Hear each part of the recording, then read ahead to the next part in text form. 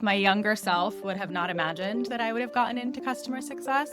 I actually went to school for fashion and thought I was going to do fashion merchandising as my career. There's so many interconnected teams in CS, and we need to really understand why people are coming to you. What is the thing that they are looking to gain from their, purchasing your product or going through an experience or a service. And so if you can't understand those from day one and there's not a fit, you're kind of setting yourself up to fail from the beginning. Get rid of the QBR. You should not be one just only checking in with your customers because there's a calendar time on the calendar and it says you should, right? We're not just trying to check a box. Women in CS can do anything. Welcome to season 5 of Women in Customer Success podcast. I can't believe that it's going to be exactly 5 years since we just started recording wonderful conversations with wonderful people.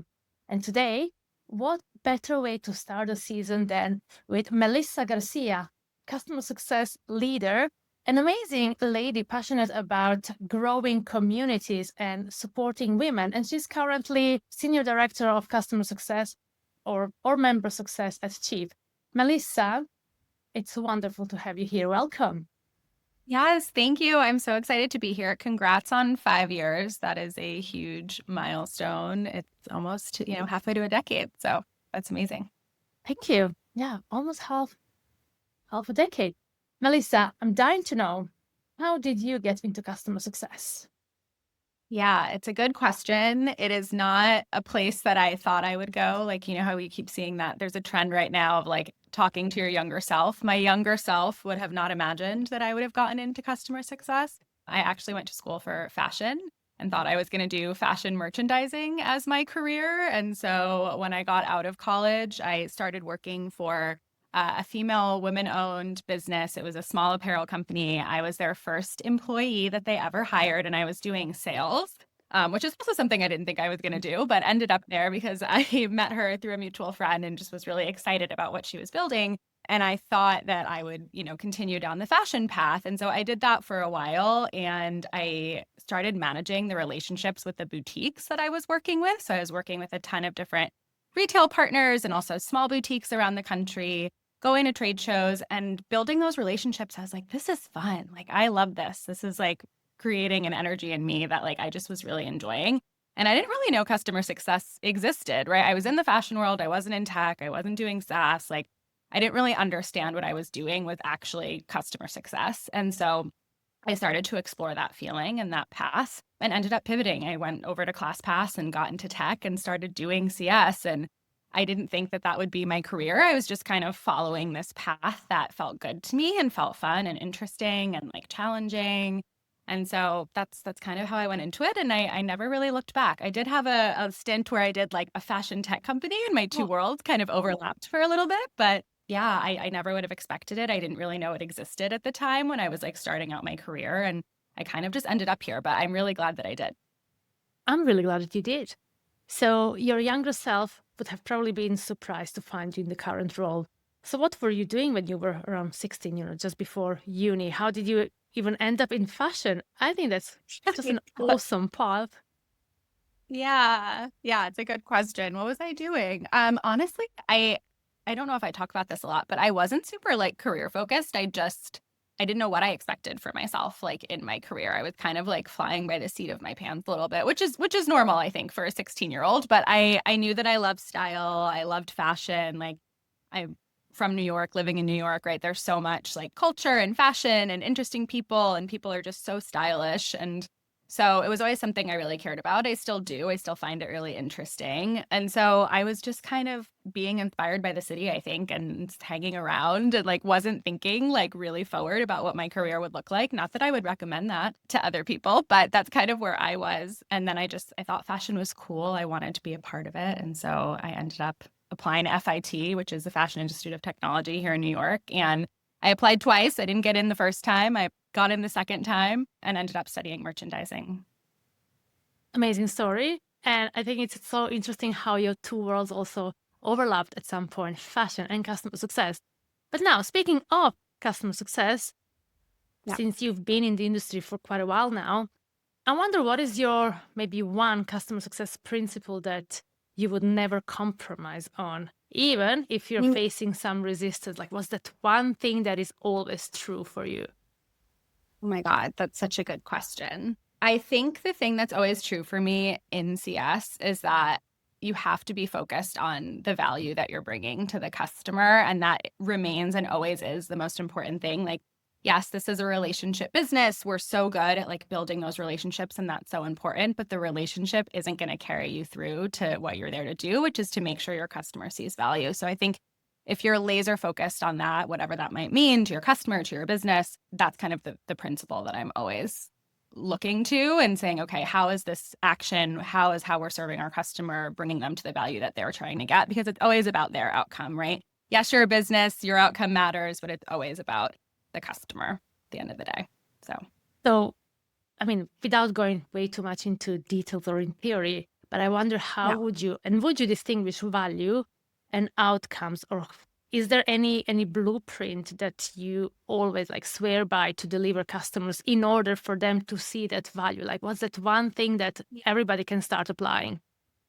Yeah, no, that's such a good question. I think value and outcomes are interrelated, right? You can't have sort of one without the other. In order to see value, you have to see an outcome. And so I think you have to get really clear when you are either onboarding a customer or that first like initial experience that they have with you. And even in the sales process, like let's back it up, right? There's so many interconnected teams in CS, and like we need to really understand why people are coming to you. What is the thing that they are looking to gain from their, purchasing your product or going through an experience or a service? And so if you can't understand those from day one and there's not a fit, like you're kind of setting yourself up to fail from the beginning, right? So I think it's so important to understand one, what outcomes you can provide. So there's something about like the fit. Is this customer the customer for you, right? And sometimes that starts before the CS team even gets there, oftentimes before the CS team even gets there. But I think as a CSM or as a leader, you really have to understand what your customer is looking to gain and what those outcomes are. And then the value will come, right? If you're able to deliver those things, that is the value. And the value is kind of the result of what you're doing. So I think it's outcomes lead to value, and that's the tip. And like if you can understand what your customer needs and also how you can get them there, you will then be able to deliver on the value that you're set out to do. So it's just that constant kind of almost equation of like, how do I get from A to B? And then the result is C, and that's the value. And as we're seeing in the industry, there are so many different ways of getting there and understanding what customers need and how we approach them, what is the type of engagement we need to understand what they need, and then in order to deliver. So as you said, it's always a circle. It's always like a flywheel of different actions and touch points that need to happen. Yeah. Now, I would like you to imagine you were a CEO of any business today, could be tech, SaaS, whatever. Yeah. Is there any, I call it untouchable customer success practice that you would immediately demolish, destroy completely? Something that is so ingrained into businesses that you think it's absolutely wrong. And then what would you do instead? You have all the power as a CEO to do it right now. Wow, that's such a good question. Okay, so I'm the CEO and I'm saying to my customer success team, I don't want you to do this anymore. I want you to do this instead. Yes. Yeah. I mean, this is like, I feel like a hot topic, but also common. But what do you do instead is kind of the question. I mean, these ideas of check-ins, QBRs, I just want to see how you're doing. Like, I think that's been part of the CS playbook for a really long time. And I know there's a lot of discourse on this, and it's not to say you shouldn't check in or have relationships or speak with your customers. But if you're checking in just to check in, like, and even as let's say I'm the CEO, I don't want someone to do that to me. Why do I want to do that to someone else? Like, what value again? And am I providing them? And so I think what I would do instead is get rid of the QBR. You should not be one just only checking in with your customers because there's a calendar time on the calendar and it says you should, right? We're not just trying to check a box. Nobody, especially right now, right? Everybody's so busy. There's so much going on. People are pulled in so many different directions. Teams are leaner. Like there's just no time, right? Or people feel that there's no time. And so if you're not scheduling, meetings with people, you don't really want to have that time to do that. And so I think instead, it's more about creating these like organic, natural moments with your customers. So like turn on your Google alerts, understand what's going on with their business. Something happens, there's a door.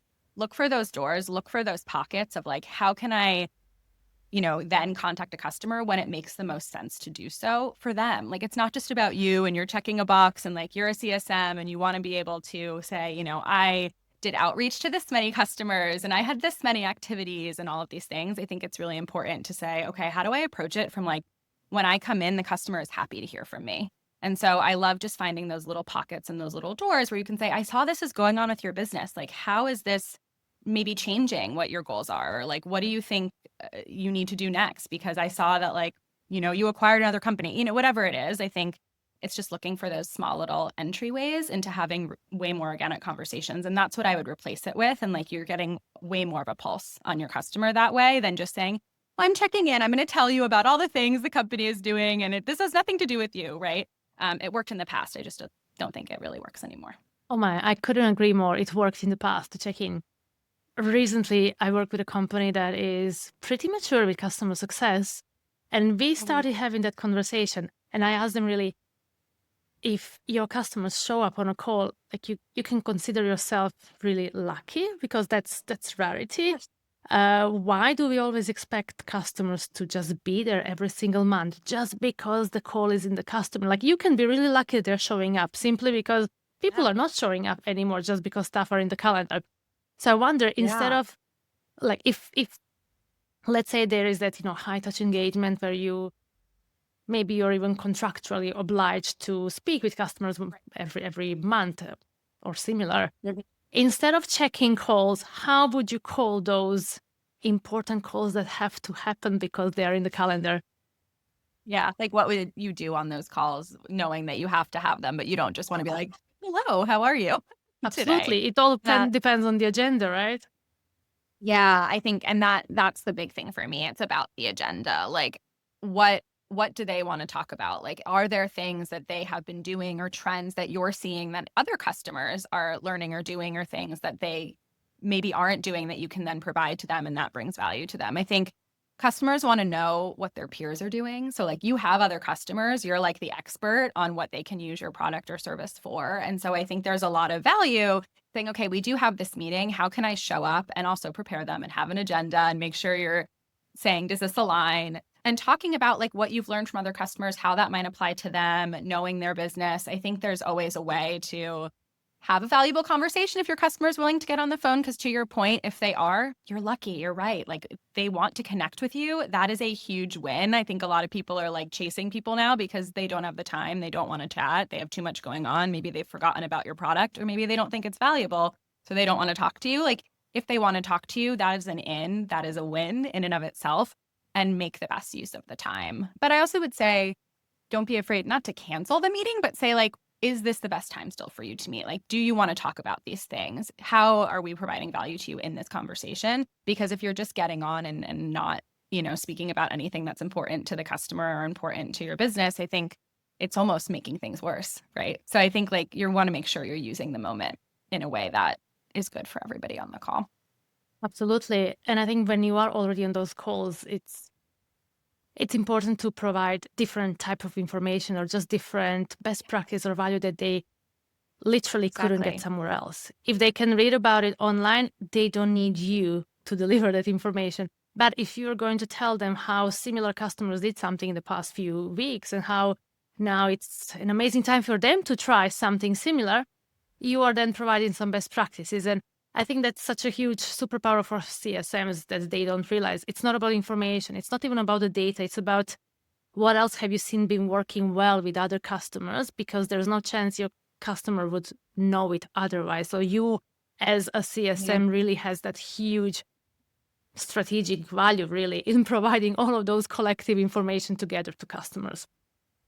No, exactly. And I think you really nailed it with like, you're becoming this almost strategic advisor. And I think in like the best case scenario for a CSM, that's what you are. You're getting something, to exactly your point, that you can't get somewhere else. Because if you can Google it, then it's probably not a good use of your time. If you have it on your, if you have a blog or a web page, or you have webinars where you host these types of things, like the information that they're getting should be unique to them and something that they can't find there. And that's value, right? That's how you actually showcase your product and your value as a CSM, honestly. And that they want to get on the phone with you again after that. Like, then they'll take your calls, right? Then they'll want to talk to you because they're going to learn something new and also important and relevant to them. Let's take a quick break and hear from our sponsors as they help us bring this conversation to you free of charge. Today's episode is brought to you by Hook. Have you ever felt that you're drowning in customer data but starving for actual insights? Or have you experienced another green account just turned? We've all been there, and sounds like you need Hook, the AI platform that's transforming how customer success teams actually succeed. Hook doesn't just track risk or churn like other tools. It gives teams clear and strategic direction by identifying what truly matters and where to focus next.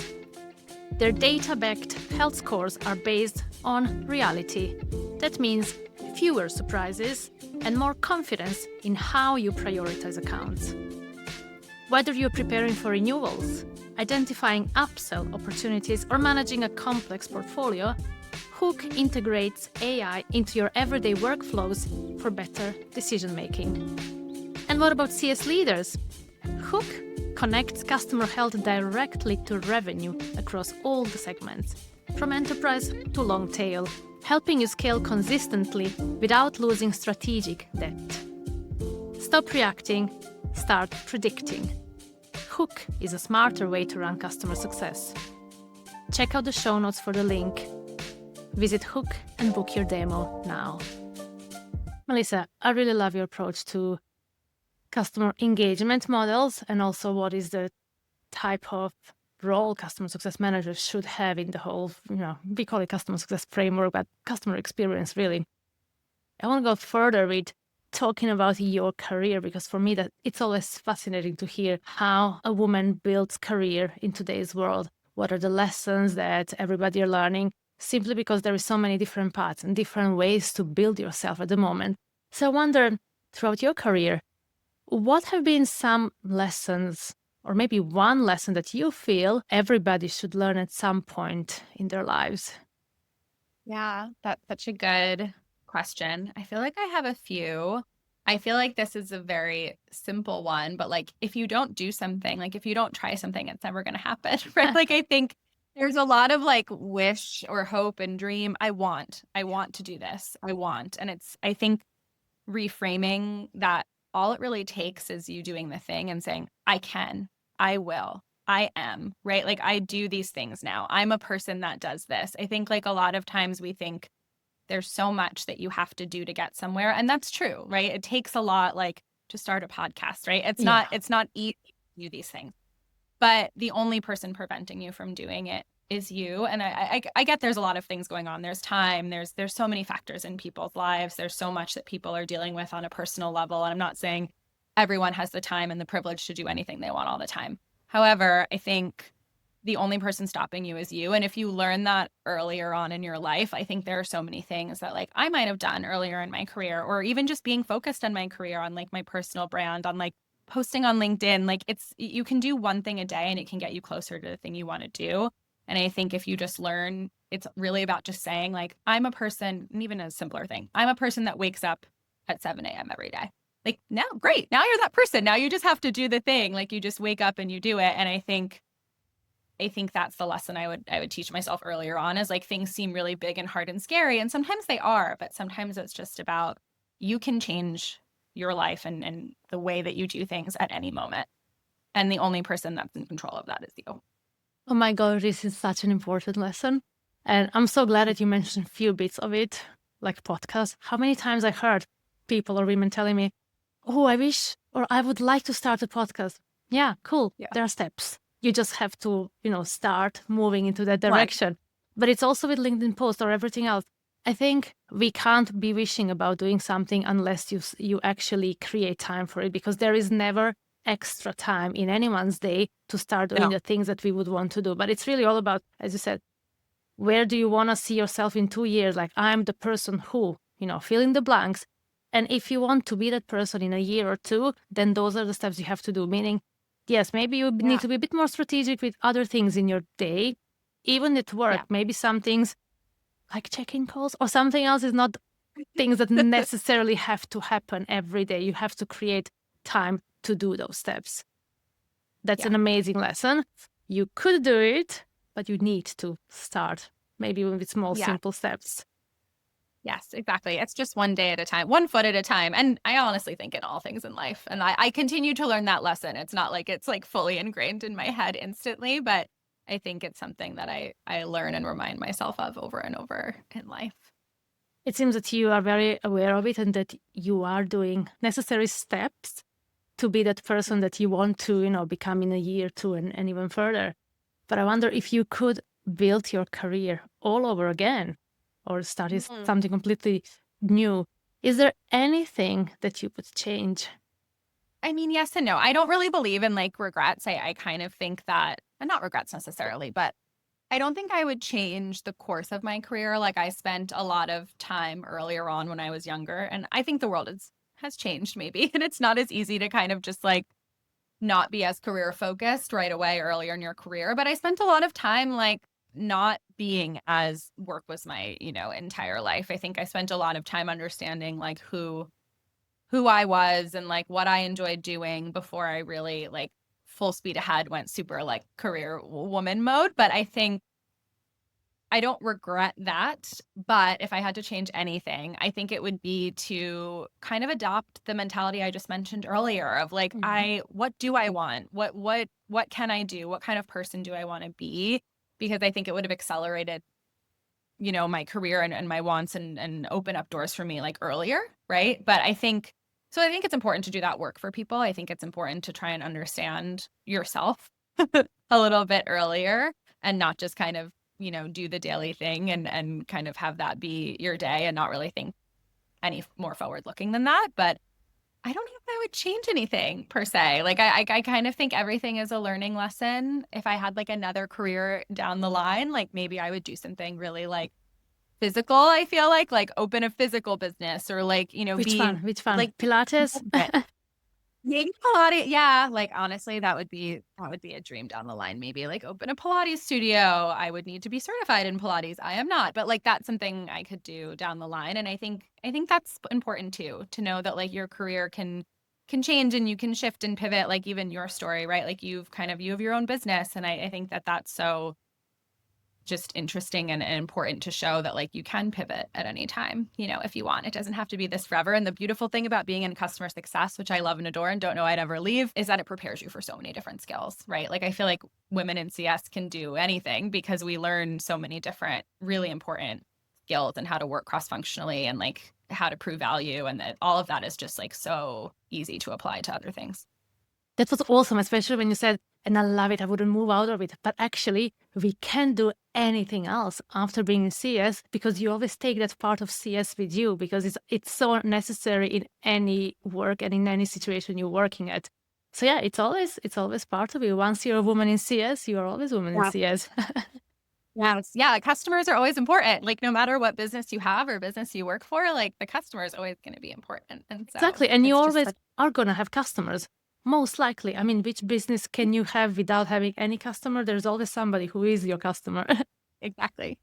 Yeah. I really like your learning how there's nothing that you would need to change in your career because obviously the things happen for a reason and everything that is happening, every part of your career is always building you to those next steps. You made me think how in earlier parts in my career, when you mentioned the type of businesswoman that I want to be, I probably had some role models or the only women models available to me that were women who were just constantly working. And in earlier phase of my career, I thought, well, that's how it is, right? You just have to work a lot, be present, and, you progress little by little.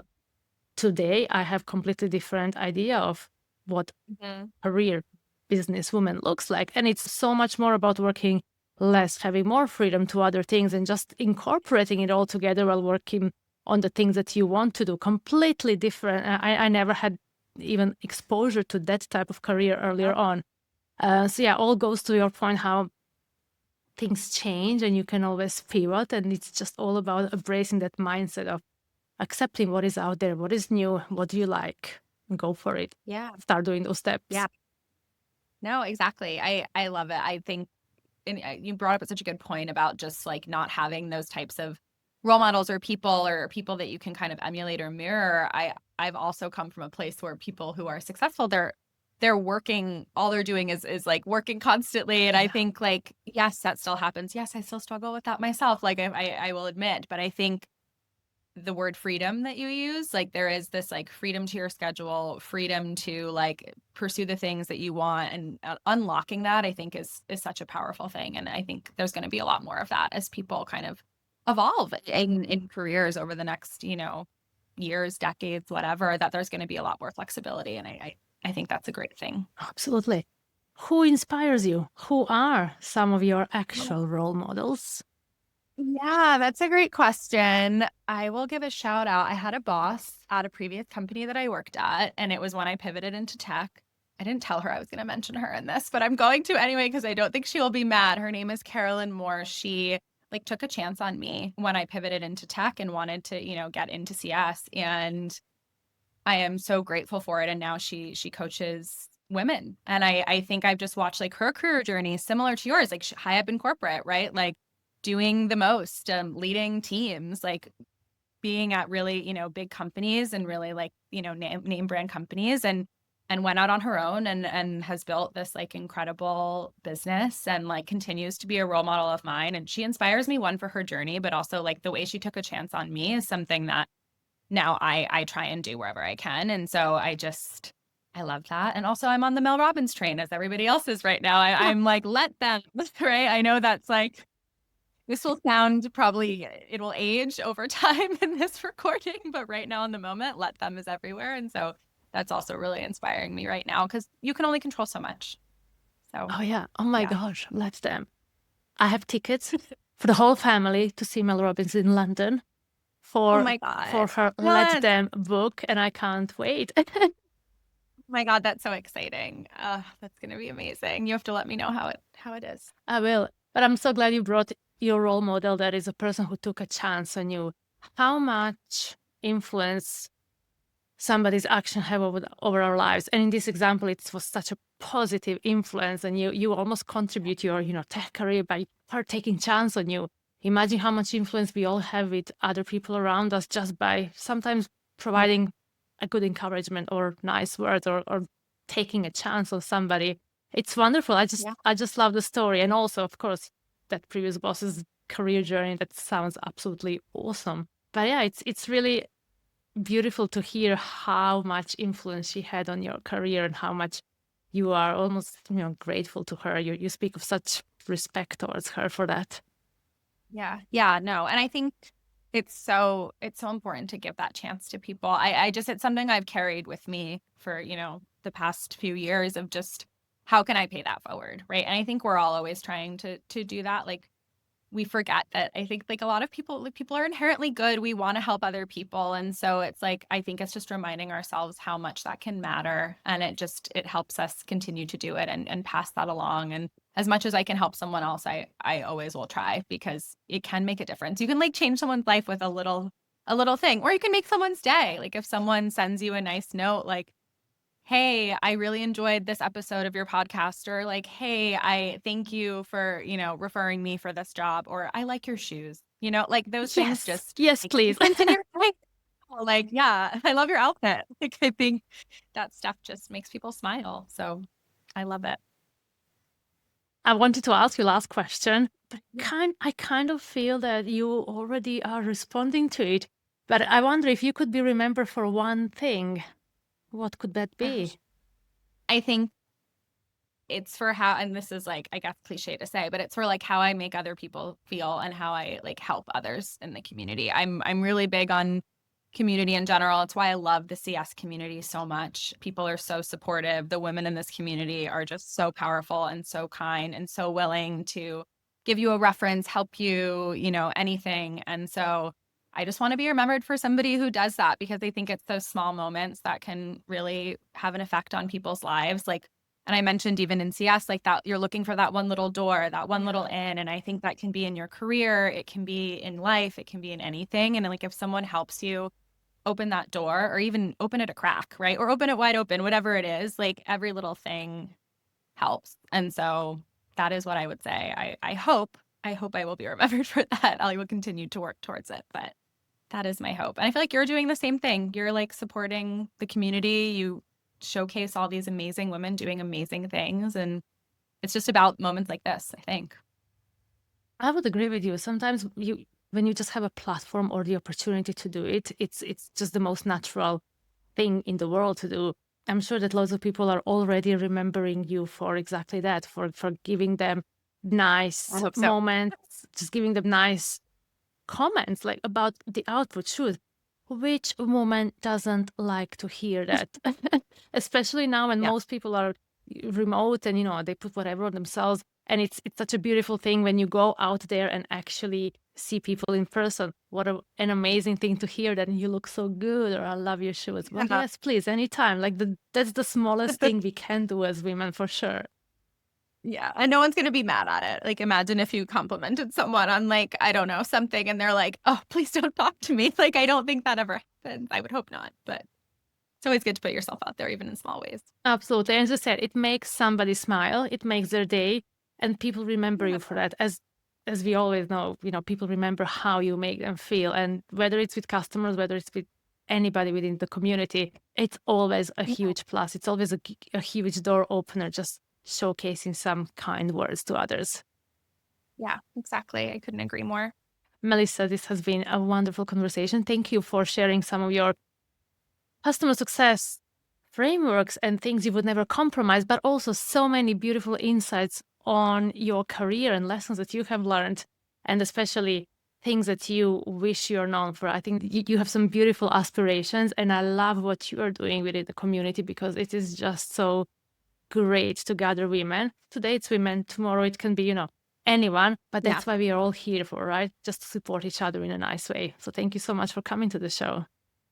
Thank you so much for having me. I'm so happy to be here, and just wonderful conversation. I think you're doing so much for the community too. So I just so appreciate you having me, and we're continuing to support each other and others. And yeah, it's a great little swirl in a cycle, and I hope to keep it going. Thank you for listening to today's episode. I really appreciate you taking time to learn something new and propel your career in customer success and beyond. If you like this episode, share it with your colleague, with your team member, with someone you know needs to hear it today. We appreciate your support, so please follow us and subscribe to our channels so many more women can hear about this.